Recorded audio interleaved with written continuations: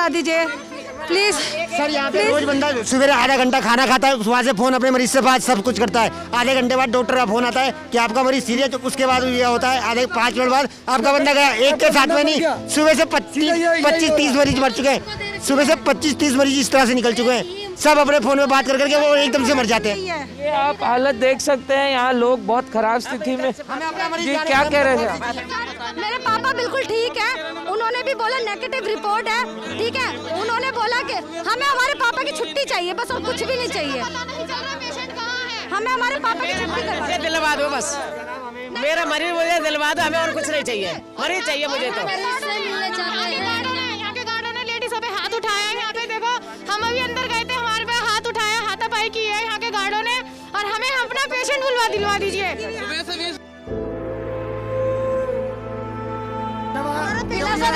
अभी कभी मिला ही नहीं रहे। जब ये आम जनता को परेशान कर रहे हैं तो जो अंदर हमारे मरीज है उनके साथ क्या बर्ताव कर रहे होंगे, मुझे इस बात का जवाब दे दो। पुलिस वाले भी अंदर जाके बैठ गए, वो वापसी बाहर ही नहीं। काम कर रखा है, इलाज कुछ नहीं हो रहा है यहाँ पे। जी बताइए क्या नाम है आपका? मेरा नाम कलाम अंसारी है। उनसे डॉक्टर से जब बात हुई थी, बॉडी नहीं मिला तो मैं सीओ साहब को बोला, सीओ साहब बॉडी किसकी बॉडी? मेरी ससुर की बेटी। ससुर की आप उनका देहांत हो गया है? जी उनको नहीं 1 बजे जैसे ना 1 बजे बोले ठीक है। अभी थोड़ी देर पहले मैं फ़ोन चार्ज करने गया सलेमपुर, और वहाँ पे जब आ ही रहे थे वो बोले क्या कि आपका ससुर डेट कर गए। अब उन बड़ी दिया पूछ रहे, यहाँ पूछ रहे तो बोले वहाँ जाओ, वहाँ पूछ रहे तो यहाँ जाओ, अब पता ही नहीं चल रहे। बोले 1-1:30 बजे कॉल किए, बोला बॉडी की बहुत परेशानी आई है, तो कोई गार्ड वाला अंदर नहीं जाने देता। डॉक्टर साहब ने कहा कि फ़ोन किया, डॉक्टर साहब ने फ़ोन किया कि डेथ हो गई है आपका, फ़ौरन मुझे मिलो। और ये गार्ड वाले कोई बता ही नहीं रहे, वहाँ पता करके आया, कोई बताने को राजी नहीं। कुछ देख रहे हैं, ये जीटीबी हॉस्पिटल दिल्ली है, डेडिकेटेड कोविड हॉस्पिटल है। यहाँ हताश हैं लोग। यहाँ अगर आप घुमाकर कैमरे में दिखाएं तो जैसे ही हम उतरे और हमने गाड़ी से उतरते ही देखते ही लोग हम पर आकर उमड़ पड़े। इतनी शिकायतें हैं इनकी, क्या कह रहे हैं बताइए। कल शाम को मेरे पापा 51 नंबर में थे, तो 51 नंबर से उन्होंने बोला तुम्हारे पापा ठीक है, तो 53 नंबर में उन्होंने वार्ड में शिफ्ट करवा दिया। कल शाम को मैं खुद करके गई हूँ, मेरे पापा को पानी और बिस्किट का पैकेट मैं दे के गई हूँ। और फिर है ना, आज शाम को आए तो हमारे को यही नहीं पता हमारे पापा कहाँ हैं। सुबह से हमारे को ये नहीं पता हमारे पापा कहाँ हैं। लोग ये मेडिकल सिस्टम जो हमारी दिल्ली की है वो चरमराती हुई हालत में देखने को मिल रही है। एक तरफ प्रवासी मजदूर सारे आनंद विहार से बात करें या सराय काले खां से कहें या नई दिल्ली स्टेशन से वापस लौट रहे हैं अपने घरों को, वहीं यहीं दिल्ली के बासिंदे जो हैं अस्पतालों में आए खड़े हैं इलाज के अभाव में। ऐसा वो कह रहे हैं, ऐसा आरोप लगा रहे हैं कि इलाज के अभाव में उनकी मौत हो जा रही है। एक और कुछ ये भी आरोप लगा रहे हैं, नई बिल्डिंग में मारा मुझको, मैं अपनी माँ को लेने गई थी, मेरे माँ को नहीं मिलेगा, मेरे सिर फोड़ दिया, सिर इतने जोर की मारा मेरे सिर पे। आप क्या करना चाह रही? मुझे मैं अपनी माँ को पता कर रही थी, हमें हमारा मरीज चाहिए वापस। हम हमको चाहे घर में मार देंगे पर हमारा आपकी बात सही है, कोरोना है, कागज में लिख के तो देंगे। ये कागज में जो यहाँ से डेथ सर्टिफिकेट में जो भी मिलता है उसमें लिखा जाता है। परसों एक औरत रोते रह गई, ये कह रही कि हम कुछ मैं बता रहा हूँ, जो मेरे आँख के सामने परसों हुआ था, उस लेडीज के पर्चे में ये नहीं लिख रही किस वजह से मर गया ये। हमने बोला फेस टू फेस दिखाइए। हाँ बताइए क्या अब इसमें मंजू शर्मा कह रहे खत्म हो गई सुबह, और सुबह से जब पता चला वहाँ पे वो मंजू देवी है खत्म हुई है, लेकिन अभी इन्हें पूछ रहे हैं तो सुबह से कह रहे हैं आधा घंटा करके बताओ 6 बजने जा रहे हैं, अब तक क्या करें सर, पता ही नहीं। और 10:31 में भी कॉल कर ली। नमस्कार जी, ऐसा मैटर है, इतनी बेशर्मी की बात है और हैरान हो जाएंगे आप सुन के कि सरकारी हॉस्पिटल दिल्ली का गुरु तेग बहादुर हॉस्पिटल पेशेंट ही गायब कर दिया। पेशेंट लापता है, एडमिट किया पहले, ये पेशेंट है, देखिए, देखा ना जरा, ये पेशेंट हैं और ये 15 तारीख को जीटीबी हॉस्पिटल ले गए थे इनके घर वाले और इनको एडमिट किया एज ए कोरोना पेशेंट। और इनको बेड नहीं मिल रहा था तो उन्होंने कहा हम दिलवा देंगे, जैसे भी करके देखेंगे। नेक्स्ट डे जब ये गए तो उन्होंने बोला जी आपको तो पेशेंट ही आनी है। तो उन्होंने बोला हम तो खुद यहाँ पे भर्ती कराए गए हैं, कहाँ गया पेशेंट? तो हॉस्पिटल बोल रहा है हमें पता है। पेरेंट्स होते हैं, जो फैमिली होती है वो देखिए राजा, तो उनकी फैमिली को देखिए वहाँ वेट कर रहे हैं वहाँ पे। तो वेटिंग के लिए टेंट लगाना पड़ गया है, इतनी अब भीड़ आ रही है। तो आज लॉकडाउन है और मैं आपको हालात दिखा रहा हूँ क्या है। और अभी एक ऐसा केस आया है कि एक माँ सिर्फ 31 साल की जवान लड़की प्रेग्नेंट थी, फुल 9 मंथ प्रेग्नेंट। कल उसके बच्चे की डिलीवरी हुई और कल ही उसकी माँ की और बच्चे की दोनों की हॉस्पिटल में डेथ हो गई कोरोना से।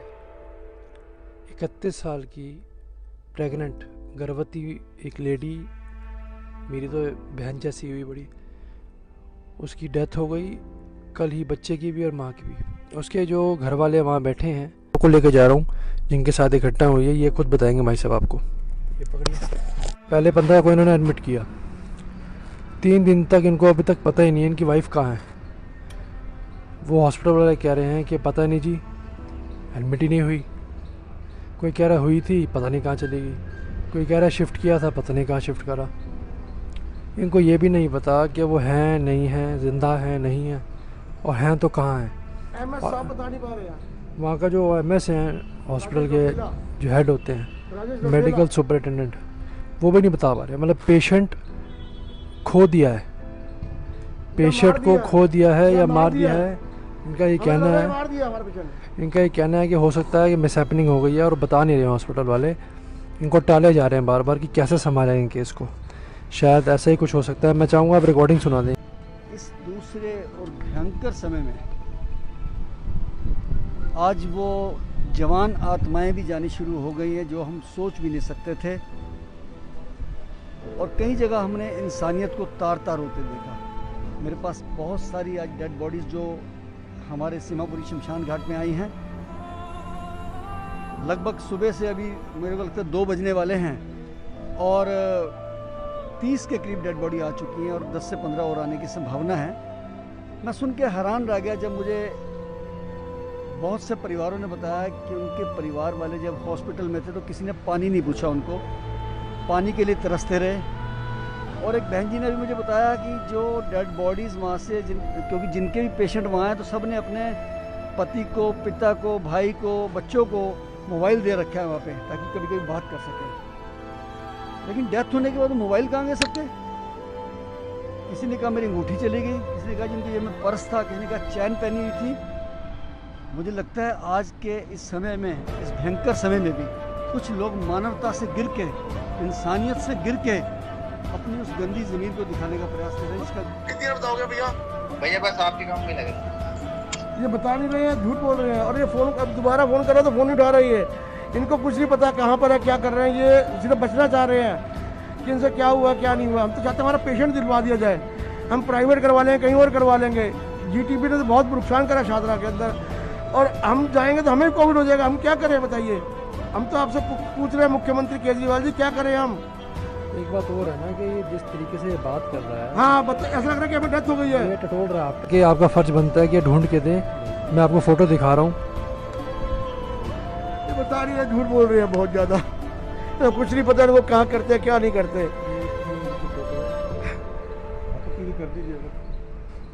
अपील है हमारी तो सबसे कि जो भी है वो हमारे मदद करे इस टाइम, और सबकी मदद करे भाई, हमारी के सबकी मदद करे। और बहुत सारे ऐसे पेशेंट्स हैं और हम तो खास हैं।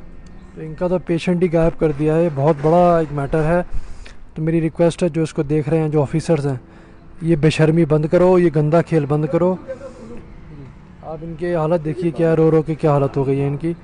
इनकी वाइफ को गायब कर दिया हॉस्पिटल वालों ने। और ये बहुत स्कैम हो रहे हैं दिल्ली के अंदर, कहीं पार्ट्स निकाल लेते हैं, कहीं पेशेंट ही गायब कर देते हैं। पूरा का पूरा पेशेंट गायब कर दिया, बताओ। अपना पूरा काम में सेवा में जुटी हुई है। मैं इनसे पूछना चाहती हूँ ना कैसे इनकी हुई। आपके जिनकी डेथ हुई है कौन थे आपके? वो मेरी भाभी और मेरी सिस्टर। आपकी सिस्टर कहाँ रहते हैं आप? हम लोग GTB इनक्लेव में रहते हैं। एक्चुअली में मेरा ब्रदर बेंगलोर था अभी आईटी सेक्टर में था तो वो वर्क फ्रॉम होम था, तो उसने सोचा क्यों ना मैं मम्मी के पास आकर के डिलीवरी सेफली कराऊं, क्योंकि भाई भी यहाँ पर है और उनका अपना घर भी है, ससुराल और मायका दोनों मिल जाएगा लड़की को। हम ये सोच करके वो अपनी वाइफ को यहाँ लेकर आया था। सर हुआ क्या, लास्ट के जब एडमिट कराया, एडमिट कराने तक तो वो नॉर्मल थी। हमको ऐसा लगा कि ठीक है, हम लोग घर में बहुत सारे लोग हैं, उसकी अच्छी टेक केयर हो पाएगी, पल्स रेट उसकी बढ़ रही है, उसकी बच्चे की धड़कन भी बढ़ रही है, जो हम घर में नहीं ध्यान रख सकते। फिर हमने जाकर के सामने जीटीबी हॉस्पिटल में पूछा जाकर के, वहीं पर उसका एक्चुअली में पहले से प्रीवियस ट्रीटमेंट भी चल रहा था एंड एक प्राइवेट ट्रीटमेंट भी चल रहा था। प्राइवेट वाले को जब ये पता चला डॉक्टर को कि ये कोविड इन्फेक्टेड है, तो उन्होंने साफ ट्रीटमेंट करने से मना कर दिया। तो बट ऑब्वियसली हमारे पास एक चॉइस जीटीबी हॉस्पिटल की बची थी, क्योंकि ऑलरेडी वहाँ से भी उनका ट्रीटमेंट चल रहा था, हमने दोनों जगह से करवा रखा था। ये मैं थोड़ा सा पूछना चाहूँगा, जी। जिनकी डेथ हुई आपकी जो भाभी हैं, जी, उनकी एज कितनी थी उनकी और वो एज- कितने मंथ प्रेग्नेंट थी? उनकी एज 31 थी, वो फुल टाइम प्रेग्नेंट थी। एनी टाइम कभी भी डिलीवरी लास्ट 2-3 डेज में हो सकती थी। और कल बच्चा बर्थ ले सकता था इस धरती पर, लेकिन वो बर्थ ले ही नहीं पाया, उसको तो कोक के अंदर ही मार डाला एक्चुअली। क्या क्या लापरवाहियाँ मेरे ख्याल से तो सर देखिए क्या हुआ, सबसे पहले हमारा जो कम्युनिकेशन था पेशेंट के साथ वो फोन, पेशेंट को भी उतना मालूम था कि वो डॉक्टर्स राउंड पर आ गए, इतनी सी बात बता के चले गए। उसको भी नहीं मालूम कि मुझे पूछना क्या है डॉक्टर से, या मुझे क्या प्रॉब्लम और हो रही है, या मुझे ट्रीटमेंट कैसे लेना है। अगर हम पूछ सकते हैं तो डॉक्टर हमसे तो फ़ोन पे भी नहीं बात कर रहे, आप हमको कहीं जाकर के बात करने की परमिशन नहीं दे रहे। इवन मैं हेल्प डेस्क पे गई तो वो बोलते कि रूपाली कुमार नाम का कोई पेशेंट वहाँ है ही नहीं। ये मना कर दिया उन्होंने मना ही कर दिया। पेशेंट और वो अंदर है। प्रॉब्लम कब आई, उसको ऑक्सीजन का प्रॉब्लम आया था 3-4 दिन पहले, मॉर्निंग में 8 बजे। मैं एकदम भागती हुई गई, मैंने उसको बोला, मैंने कहा बेटा आप देखो आपके फ्लोर में कौन है, वहाँ से किसी को पकड़ लो। बोलती दीदी वहाँ पे कोई नहीं है, कोई भी नहीं है। मैंने कहा मैं क्या करूँ, सीएमओ के पास भी 2-3 दिन पहले जाकर मैंने कंप्लेंट करी कि सर कोई नहीं सुन रहा है। उन्होंने भी साफ कुछ नहीं है, हैंड्स अप कर दिए, मुझे लग ही नहीं रहा।